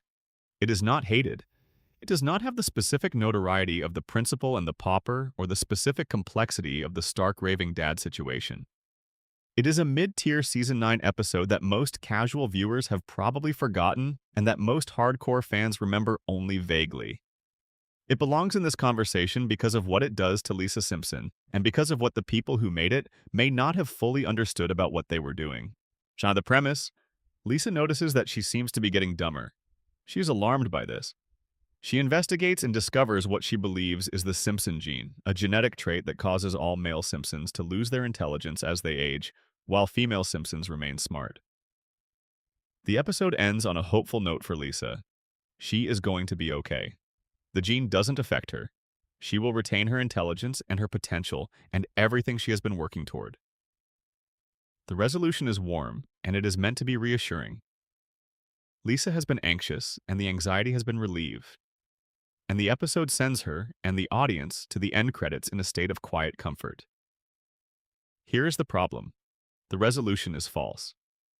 Not because the genetics are wrong, though the genetics are nonsense, but because the episode constructs a happy ending for Lisa that is inconsistent with what the show has been doing to her for years and has continued to do to her for years since. Lisa's intelligence has not been the thing that protects her in Springfield. It has been the thing that isolates her. The show has spent 9 seasons and has spent many more since establishing that being the smartest person in Springfield is not an advantage. It is a condition, one that produces loneliness and frustration and the specific, sustained sadness of a person who can see things that no one around her can see and cannot make anyone understand why it matters. The episode told Lisa she was going to be okay because of her intelligence. The show has been demonstrating for decades that intelligence is the specific mechanism by which Lisa is not okay. The writers who made this episode were trying to be kind to a character who needed kindness. The impulse was generous, but the episode's optimism is so disconnected from the reality of Lisa's situation, as the show has consistently presented it, that it reads, in retrospect, as a kind of lie told to a character who deserved better than a comfortable untruth. Lisa is still 8 years old. She is still in Springfield. She is still the smartest person in a town that does not have the cognitive infrastructure to receive what she sees. The gene resolution gave her a moment of hope in Season 9, and then the show went on producing, season after season, the actual Lisa experience, which is not hope but endurance, not potential realized but potential perpetually deferred by the specific impossibility of her situation. Now, the episode is not a creative disaster, but it is a well-intentioned failure. It gave Lisa what she needed and then took it away episode by episode, year by year, not through any single choice, but through the accumulated choices of a show that needed her to keep being the character she is, which is the character who is perpetually on the verge of something better without ever quite arriving there. That is not the ending the episode promised. It is the ending the show has consistently delivered anyway. To understand why the gap between the promise and the delivery is so significant, you have to understand what Lisa Simpson actually represents in the show's economy. She is not just a character. She is the show's moral compass, the character the show uses to measure everything else against. The person who says the things the show cannot say through its other characters, because her intelligence and her commitment to truth are the only tools the show has for genuine moral clarity. When the show tells Lisa she is going to be okay because of her intelligence, it is telling its own moral compass that the instrument is reliable, that the clarity it provides will continue to function, that the specific quality that makes her valuable to the show's economy will remain intact. That reassurance is not just for Lisa. It is for the audience. It is the show saying, we will not break this. And then the show spent 25 more years gradually, incrementally, consistently breaking it. Not by making Lisa stupid, on by putting her in situation after situation in which her intelligence did not produce the outcomes intelligence should produce, by surrounding her with people who could not receive what she was offering, by making her the most capable person in every room she entered, and then ensuring that her capability produced frustration rather than change. The show does this not out of malice toward Lisa, but out of structural necessity. Lisa's situation cannot be resolved without resolving Springfield. Springfield cannot be resolved without resolving Burns. Burns cannot be resolved without ending the show, and the show will not end. So Lisa stays in the position she is in, and the intelligence the Gene episode promised would protect her is the intelligence the show uses to make her isolation more precise and more complete than any less aware character's isolation could be. The episode told Lisa she would be okay. The show told the audience the same thing. Both things were lies told with the best intentions. The liar is the same entity in both cases, a show that needed to believe its own moral compass would keep working, even as the structure it was embedded in made the proper functioning of that compass increasingly painful. Lisa is still 8 years old. She is still in Springfield. She is still the smartest person in a town that cannot hear her. The Gene resolution lasted 1 episode. The situation it was supposed to resolve has lasted 25 more seasons and is counting. That gap is the episode's actual legacy, not the genetics gimmick, not the comedy, the gap between what it promised and what the show has delivered every year since. That gap is what makes a well-intentioned failure more complicated than a straightforward bad episode. A bad episode is just bad. A well-intentioned failure is the show's aspiration and the show's actual behavior existing simultaneously in the same record, one commenting on the other, the promise and the delivery inseparable from each other in ways that a completely failed episode never is. Episode 12, Saddle Sore Galactica, the episode the writers know is their low point.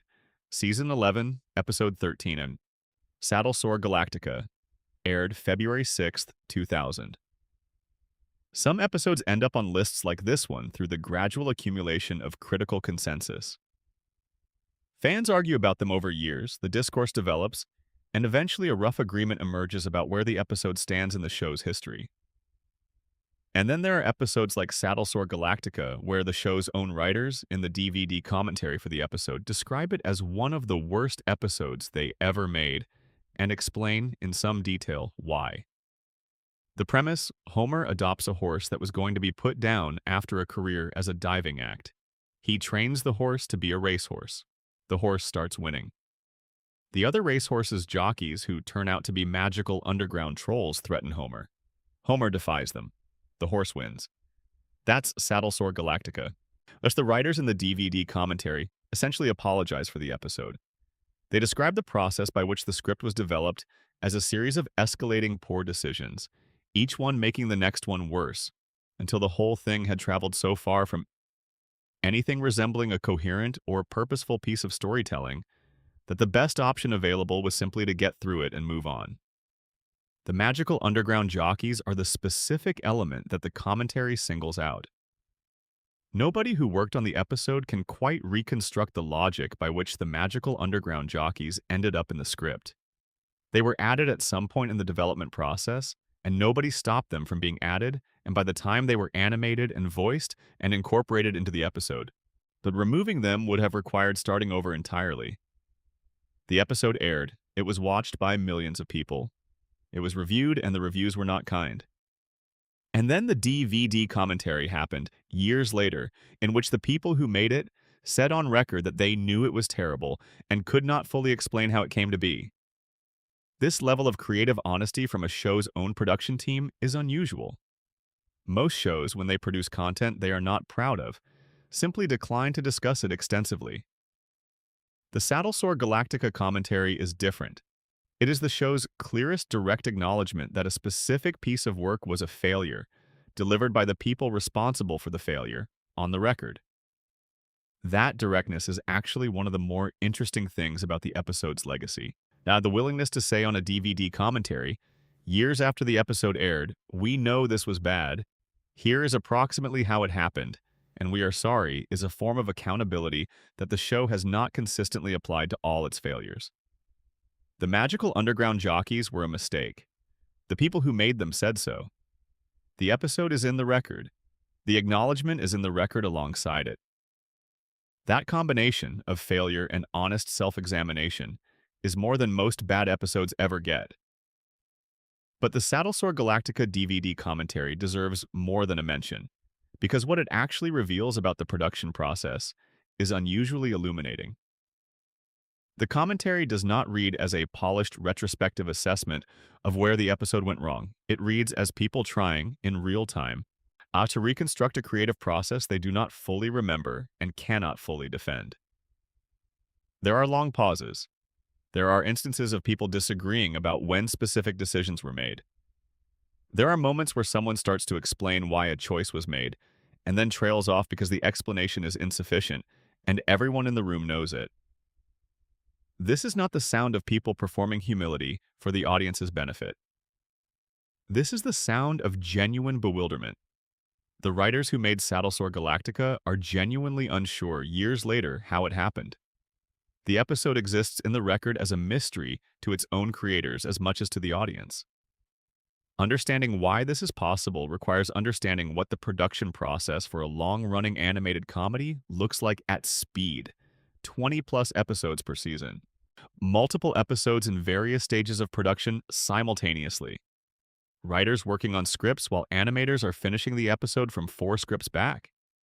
The feedback loops are long, and the opportunities to course correct are limited, and the institutional momentum of a production that has been running for years means that decisions that would have been caught and reversed in a slower process can get locked in before anyone has fully examined them. The magical underground jockeys got locked in. Nobody stopped them because nobody was in the specific position at the specific moment when the decision could still have been reversed. To look at the accumulated script and say, this is not working in the way it needs to work. The people who would have caught it were working on other things. The people who were working on this thing were too deep in the specific problems of the current draft to see the overall shape clearly. This is how bad television gets made at scale. Not through malice, not through a cynical decision to produce something the audience won't like. Through the accumulated small failures of a production process that moves too fast for quality control to catch everything. Saddlesore Galactica is not an aberration in this sense. It is an example of something that happens regularly in long-running television production and is usually caught before it airs. In this case, it was not caught. In this case, the magical underground jockeys made it to broadcast, were watched by millions of people, were reviewed unfavorably, and then were apologized for in a DVD commentary that is more honest about the process of creative failure than most shows' documentation ever gets. The magical underground jockeys were a mistake. The people who made them said so. The episode is in the record. The acknowledgement is in the record alongside it. That combination is more than most bad television ever gets. That honesty deserves to be remembered alongside the failure it describes. Episode 13, The Principal and the Pauper's Longer Shadow. What the Tamzarian episode actually did to the show. We came back to The Principal and the Pauper. Because what happened to the show after that episode aired is as important as what happened in the episode itself. And the full story of the Tamzarian situation has not been told without looking at both. The episode aired in September 1997. The fan response was immediate and intense.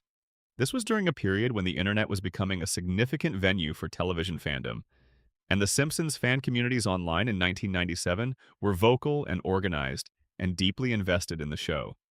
They documented their objections to the episode in detail. They argued about it at length. They reached, with unusual speed and consensus, the conclusion that the episode had done something genuinely damaging to the show's continuity. What happened next is the part that reveals more about the show's institutional culture than the episode itself. The show responded by acknowledging the problem. Not directly, not in the form of a formal retraction or an apology, but through the specific mechanism of subsequent episodes that treated the Tamzarian revelation as though it had not occurred. Skinner continued as Skinner. His history continued as his history. The relationships that had been built across 8 seasons continued as though the imposter reveal had never happened.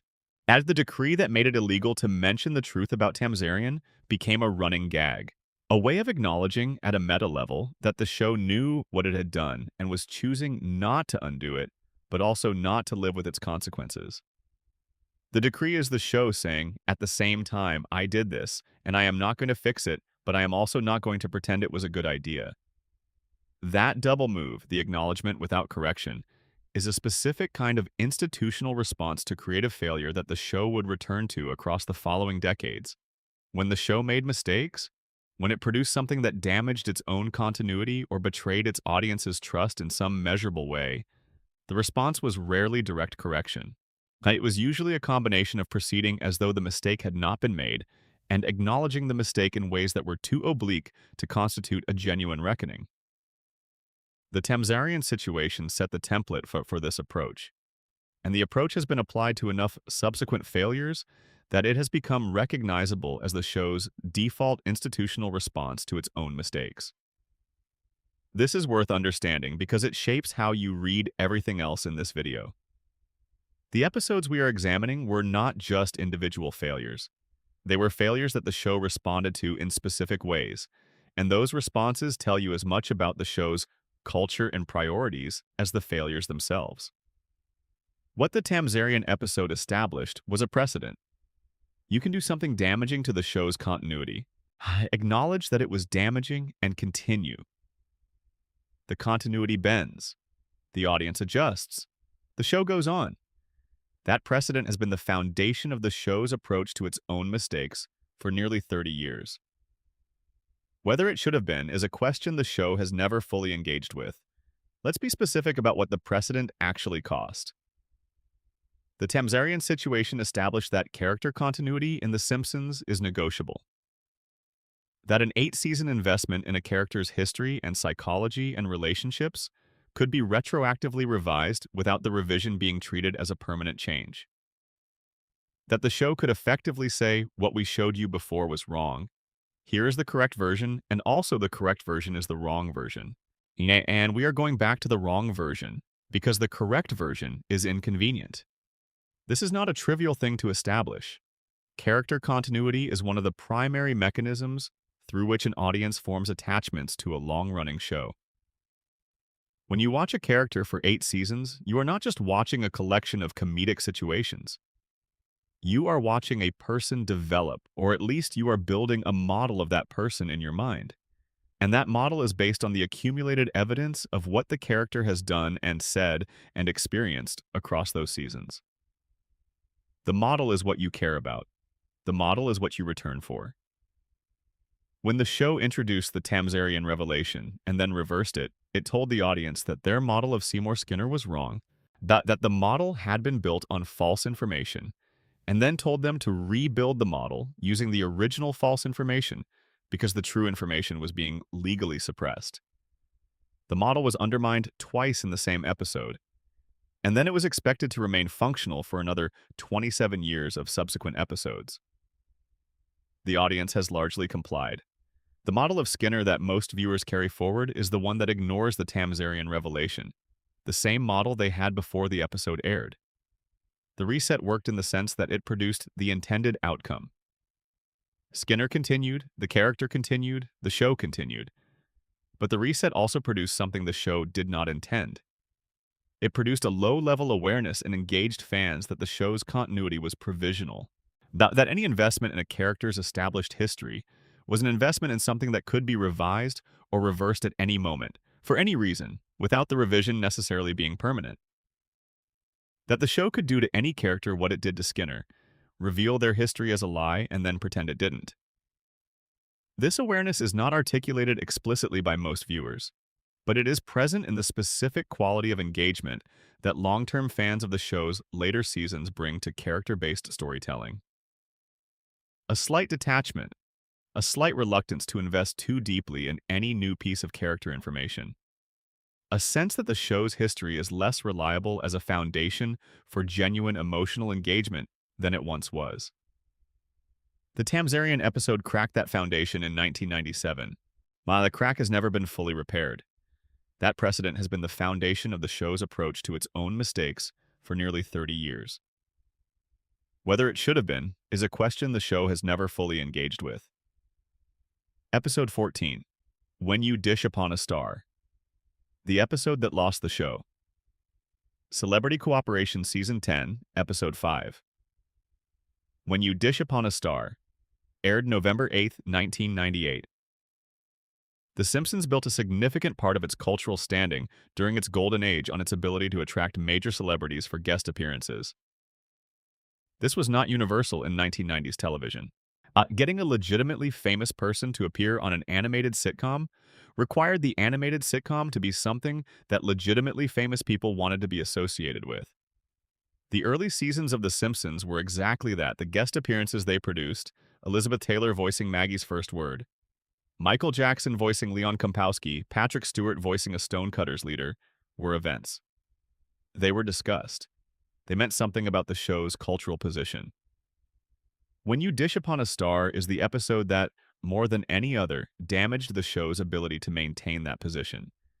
Not immediately, not all at once, but gradually, through the specific quality of what the episode did to its celebrity guests and through the reputation that quality produced. The episode's premise involves Homer discovering that Kim Basinger and Alec Baldwin are secretly living in Springfield. He befriends them. He becomes their assistant. He eventually betrays their trust by commercializing their presence in the town against their wishes. The episode ends with the celebrities leaving Springfield and Homer being legally barred from coming within 200 miles of any of them.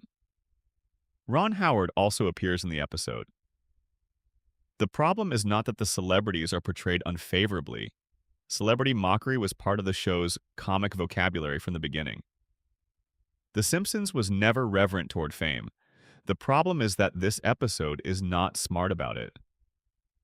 The earlier season's celebrity appearances were notable because the show found ways to engage with its guests that were interesting.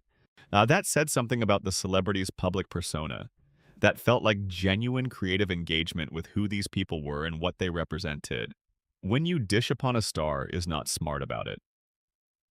The portrayal of Baldwin and Basinger and Howard is shallow. The jokes are not specific enough to the actual people to feel pointed. The celebrities are essentially props in a story about Homer's usual pattern of stumbling into a situation, making it worse through selfishness, and facing mild consequences that evaporate by the following episode. The episode aired and did not cause an immediate crisis, but its reputation among the celebrity community who might have been considering appearances on the show was poor. The specific dynamic the episode presented, using famous people as comedic fodder without the creative sharpness that made such use worthwhile, was not the dynamic that had produced the show's most celebrated guest appearances. The quality of celebrity guest appearances on The Simpsons in the decade following When You Dish Upon a Star is noticeably different from the quality in the decade preceding it. More celebrities, presented with less specificity, integrated into episodes with less care. The decline in the quality of guest appearances is not entirely attributable to this one episode. But this episode is a clear marker of a shift in the show's approach to celebrity, from genuine creative engagement to using famous names as a form of promotional content. The show's producers have acknowledged, in various forms, that the celebrity guest approach changed in the later seasons. But the reasons they give are primarily about the market. As the show became a cultural institution, the mechanism by which celebrity appearances were arranged became more about the celebrity's management team and less about what the show could creatively do with who the celebrity actually was. When You Dish Upon a Star is a symptom of that transition more than a cause of it. But it is a clear symptom, visible in the record, of the specific moment when the show's relationship with celebrities stopped being a creative partnership and started being a commercial arrangement. To understand what was lost, you need to understand what the best celebrity appearances in the show's golden age actually were. They were not the celebrities playing themselves. They were not the celebrities being used as name recognition to drive viewership. They were genuine creative collaborations, in which the show's writers found ways to use a specific famous person's public identity as material for comedy that said something true about that identity. Patrick Stewart's guest appearance gave him lines that played directly against his Star Trek authority. Kelsey Grammer's first appearance as Sideshow Bob was extraordinary precisely because the show understood something about Grammer's theatrical ambitions that it could press against the specific absurdity of the character. The early Michael Jackson episode, whatever its retrospective complications, was interesting because the show was doing something specific with the Jackson mythology, using the weight of that mythology as a comedic element rather than simply deploying the name as a draw. But When You Dish Upon a Star does not do anything specific with Baldwin, Basinger, or Howard. The jokes about them are generic celebrity jokes. They could have been applied to any three famous people with minor adjustments. The celebrities are interchangeable with other celebrities of similar profile. The episode is not about Baldwin and Basinger and Howard in any meaningful sense. It is about Homer misusing three people who happen to be famous, and their specific identities are incidental to the story. That interchangeability is the marker of the shift. When celebrities are interchangeable in a Simpsons episode, the show is not creatively engaging with them. It is using them as props, as brand associations, as audience recognition events that will draw viewers because the names are recognizable rather than because the content is specifically good. The show's producers have acknowledged, in various forms, that the celebrity guest approach changed in the later seasons. The reasons they give are primarily about the market. As the show became a cultural institution, the mechanism by which celebrity appearances were arranged became more about the celebrity's management team and less about what the show could creatively do with who the celebrity actually was. The management teams wanted specific things, favorable portrayals or carefully controlled unfavorable ones, lines reviewed before recording, narrative outcomes that protected the celebrity's image. But all of this is understandable from a management perspective, and all of it is fundamentally incompatible with the specific quality of the show's best celebrity work, which required a willingness to use the celebrity's identity in ways that were pointed and specific and not necessarily flattering. You cannot produce the early Sideshow Bob episodes if you are running the content past Kelsey Grammer's management team for approval. The freedom that produced those episodes was the freedom of a show operating before it became important enough for celebrity management teams to take an interest in how their clients' funds were being used. When You Dish Upon a Star is the episode that most clearly marks the end of that freedom. Not because it caused the end, because it illustrates the end. Because it shows you, in a single half hour, what celebrity appearances look like when the show no longer has the creative latitude to do something genuinely interesting with the famous people it has access to. When You Dish Upon a Star is a symptom of that transition more than a cause of it. But it is a clear symptom, visible in the record, of the moment the show's relationship with celebrity changed permanently. Episode 15, The Final Reckoning. What all of this says about the show and why it matters. The episodes we have examined tonight span 3 decades and several different categories of creative failure. Some of them failed because of reckless structural choices that cost the show continuity and audience trust. But some failed because of external events that retroactively changed what the content meant.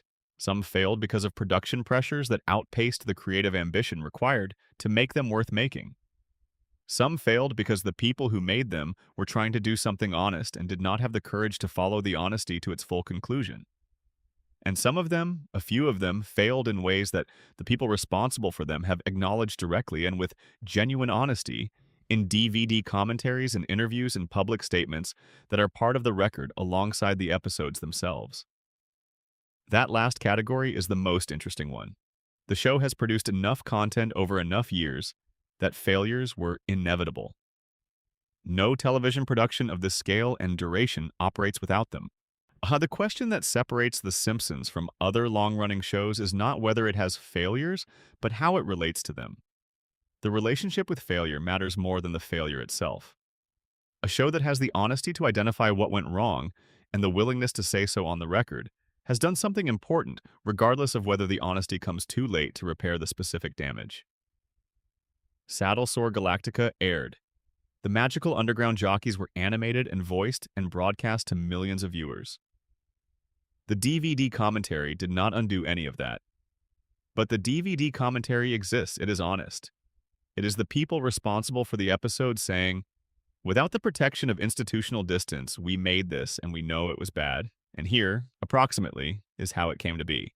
If that honesty is not common in long-running television production, the institutional instinct is almost always towards silence about failures. toward not drawing attention to the episodes you would prefer the audience to forget, toward protecting the legacy by protecting the record, by treating the worst episodes as if they are simply less good episodes, rather than as evidence of something that went specifically wrong. The Simpsons, at its best moments of self-reflection, has not done that. Al Jean talking about the Homer degradation problem, the writers talking about Saddle-Sore Galactica in the commentary, Groening and Brooks making the decision about Stark raving dad and explaining why. These are moments when the show's institutional instinct towards silence was overcome by something more honest. By the specific discomfort of people who made things they were not proud of and decided that acknowledging the discomfort was better than pretending it didn't exist.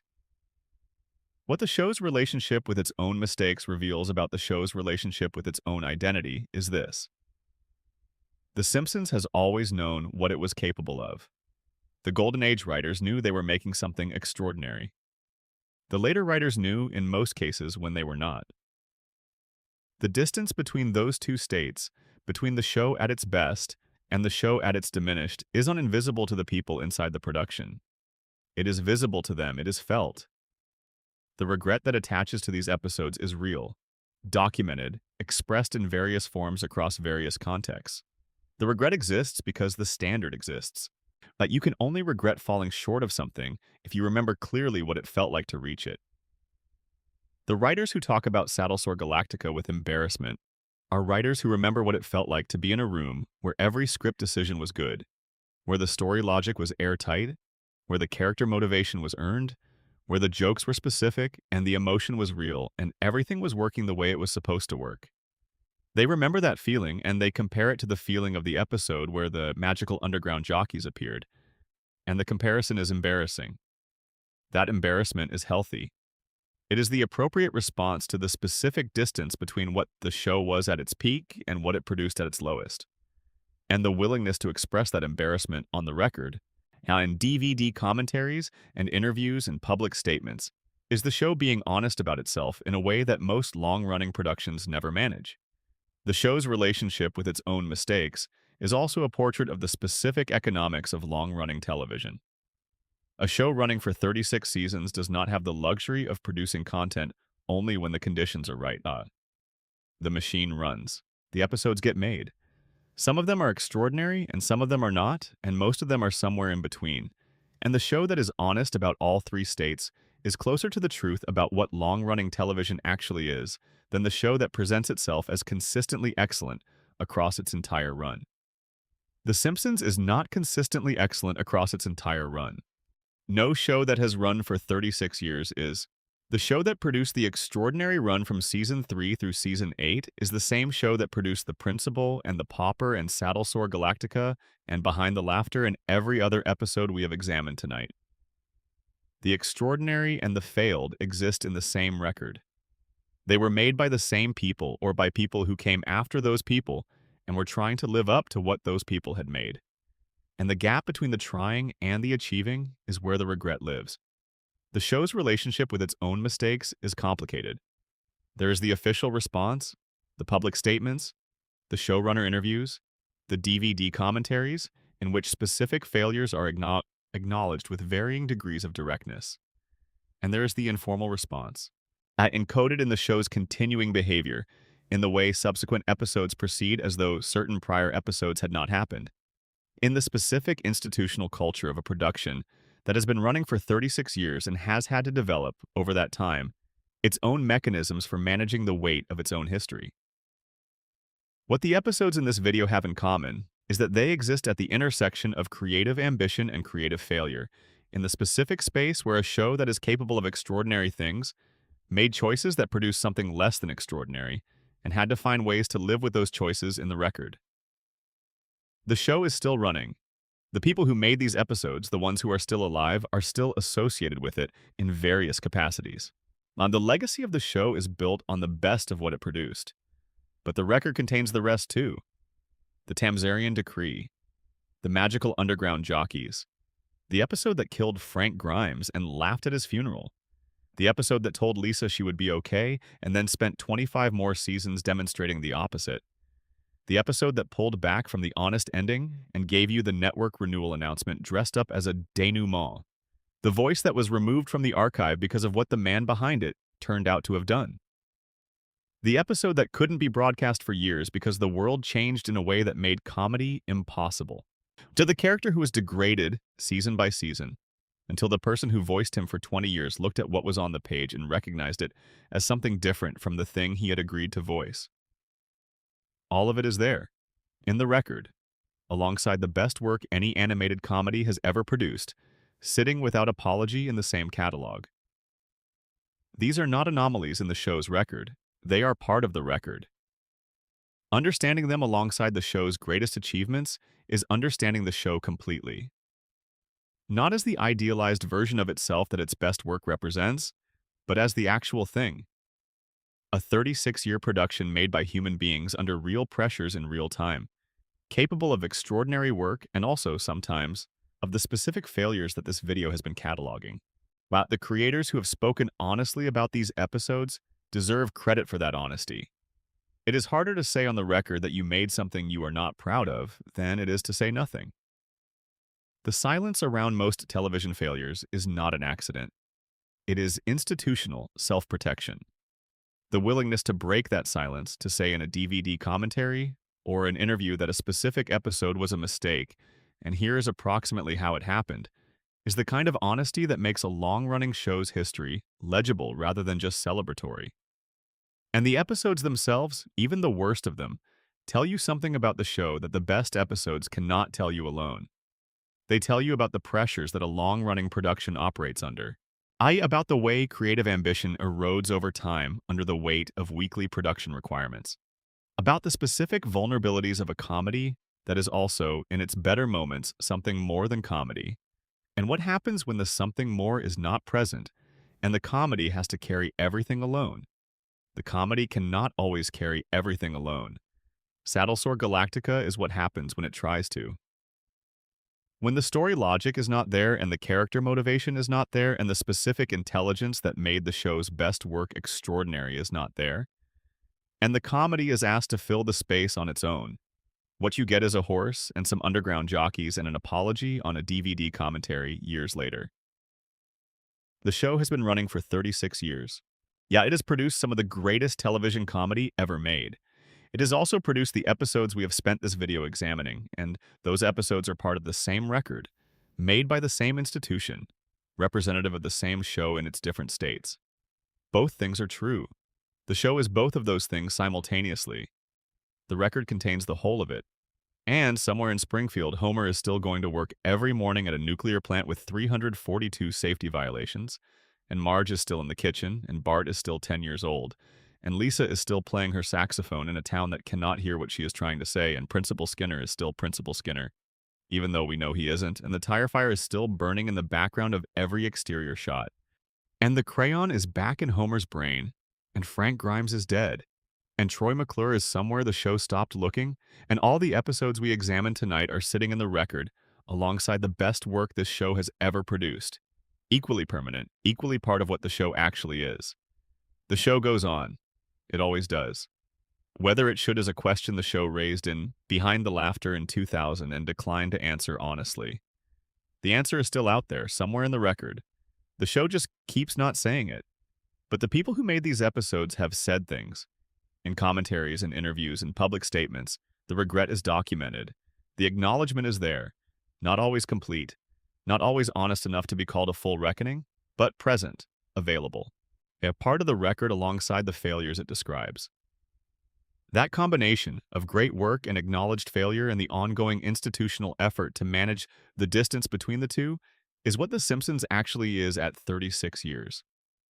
Not the ideal version, the actual one, the whole record. And the whole record is more interesting than the ideal version has ever been. Thank you for spending these 2 hours in Springfield with me. If you're still awake, drop a comment. Tell me which episode we covered tonight surprised you most, or which one you already knew and had been waiting to hear discussed properly. And if you're drifting off, that's exactly what this is for. Get some sleep. Springfield will be here when you wake up. It always is.